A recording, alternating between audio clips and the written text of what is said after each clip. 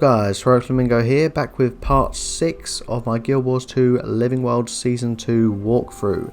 And in this episode we're going to be doing the personal story mission Scarlet's Secret Room, which is part of Chapter 2 of the Living Worlds Season 2. So the first thing we need to do is check your mail for meet back at Prosperity. So word reached me of some trouble in Drytop. Prosperity was just attacked. I'm heading there to check on Timmy. Let's meet up and see if the kid's okay. Wolf guide you. Bram. Okay. We're already in Prosperity anyway, because that's where we ended the last mission.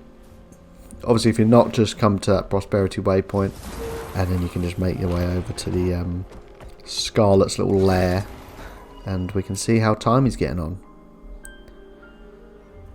Alright, head to Scarlet's secret room. Timmy, are you here? Timmy? I'm here. I'm okay. Scruffy protected me. Are you all okay? Oh, yeah, we're okay too. Everything started to shake. I barely had time to get into Scruffy. Is she okay, Bram? Yeah, she's okay. She hid in her golem. I didn't hide. I was collecting important data. Uh-huh. Did I hear you say Timmy's okay? I'm fine. Collie. What's happening? Let's speak to Marjorie. I feel like the whole world is falling out from under us. I think we all feel that way. We've got a new dragon to contend with.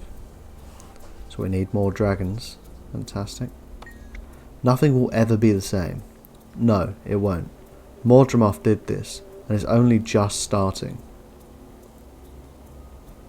Mordremoth? Raises the stakes to a whole new level of awful, doesn't it? Gods, we need a plan. What are we gonna do? You really think all these vines are related to Mordremoth? All these deaths? I'm quite certain. What are we going to do? We start by following Scarlet's trail. Scarlet believed she had seen the bigger picture. It was part of her delusion. I don't think bringing down the Zephyrites was part of Scarlet's plan, but both she and the Saboteur talked about the destruction of Tyria, I know. Aaron said a Tyrian leader would die. This makes me think someone or something was pulling his strings. That scares me the most about him. Trouble is, we have no idea who he meant. It could be anyone, though the biggest threat to Mordremoth is probably Traherne. I hate the thought that Queen Jenna could be in danger too. He said several other strange things too. Yes, like, it will be so pleased and I've seen the bigger picture. He sounded so much like Scarlet. It was unnerving. I suspect we can still learn from Scarlet, even posthumously. Timmy, what you got to say? For the record, I agree that this is Mordremoth's doing. It all started with Scarlet. We need to understand her. Did you see her voice recorder, her books and papers? I'm just glad you're okay. What have you learned here? Lots of things, like Scarlet started with steam creatures, then graduated to ether and watchwork.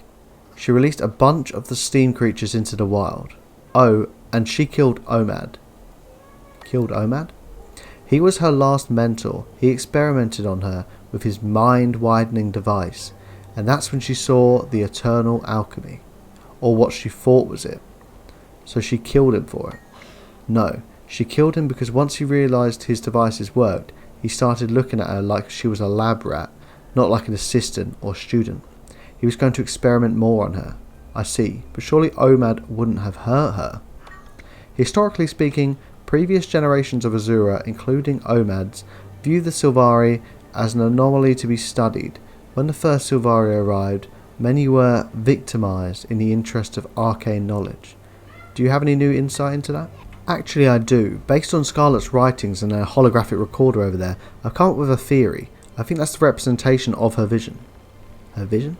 Her mentor Omad made a device that opened the mind. When she tried it, she had a vision. At the centre is a symbol I've seen used to represent the pale tree. And you think she drew that drawing after it? Yes, She claimed that she had seen the eternal alchemy during the vision.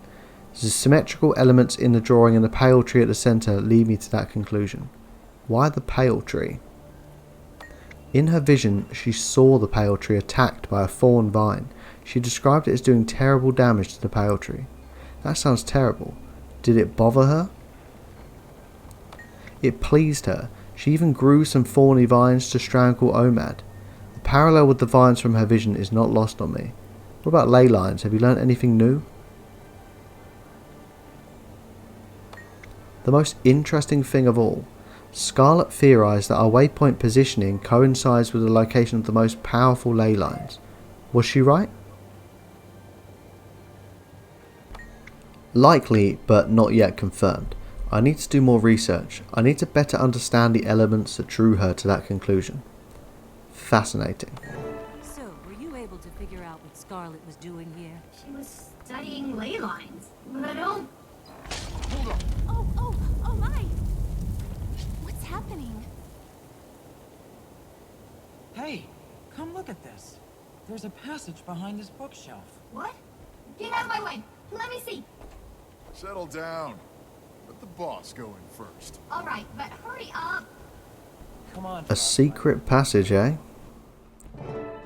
Explore the tunnel. Okay. See what's going on. So, what we got here? Yeah, can I interact with that? Oh, okay. The piece of paper was torn from a book. Letters sent home from soldiers in the Cornan army have given us great insight into their lives. In the 11th century AE, their leader Varesh Ossa inspired great loyalty. In one particular speech, Ossa praised her military and encouraged them to use their persuasive abilities to build the power of Corna from the inside.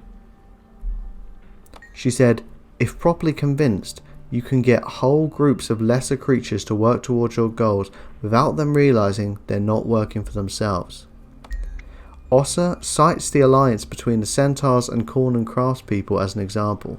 Together they produced better armour and weapons, and they provided for the Cornan people's day-to-day needs. I remember Varesh Ossa from the first game. She was not very nice, as you can imagine. This notebook, titled Research Notes, has a complex set of equations, drawings and engineering blueprints. Yeah, I'll leave that. Not going to understand any of that. A History of Drytop by Nicholas Sanford, 1070 AE. Now a barren landscape, this rounded basin may have held water many millennia ago. Sand now covers everything, blowing on the wind and eroding all, rocks and inhabitants alike. Unknown sentient beings once built fragile hillside homes high on the cliffsides. Some structures still linger, but will also fall victim to the blowing sands and hot sun. The area attracts outlaws on the run with something to hide, or those who are unwelcome among civilized folk for one reason or another. This makes the area dangerous to travellers such as me and Yackington. So that is Yak, do you think? Migrating centaur packs come through here, it seems. There's evidence that they once had a refuge here, a large tree trunk, quite out of place, could have been one of their sacred trees. Despite appearances, this waterless area is far from lifeless, and it serves as the doorway into the Maguma jungle, a region of uncontrollable growth, life, and often death. Interesting. Don't know how all this is relevant. On the open page of this book, Scarlet drew a route leading up and out of her tunnel to a higher region of Drytop. Examine it. The points on Scarlet's map trace a path winding across the sky region of Drytop to some unknown destination, where she drew crisscrossing lightning bolts. Sounds interesting. I want to go there. Talk to Timey. Where are you, Timey? Oh, just over here. See what we got to say. Did you find something? You found something, didn't you? Scarlet left a map showing that she headed someplace to the southwest. I bet it leads to the ley line she discovered. You stay here with the others for now. I'm going to see where this takes me. Okay. Oh, well, that was a quick one. Alright, so Scarlet's secret room completed. Got a couple of rewards there. Bag of geodes, deluxe gearbox, nice. Yeah, so hopefully we've had sort of 2 episodes in a row and it's mainly been dialogue and stuff like that. So hopefully we're gonna actually get into some of the action in the next one. I'm sure we will. But we're learning quite a few things, and hopefully we're going to find out what's going on soon. So I'll be back soon with another episode. Thanks for watching. Like and subscribe to be kept up to date, and I will see you later.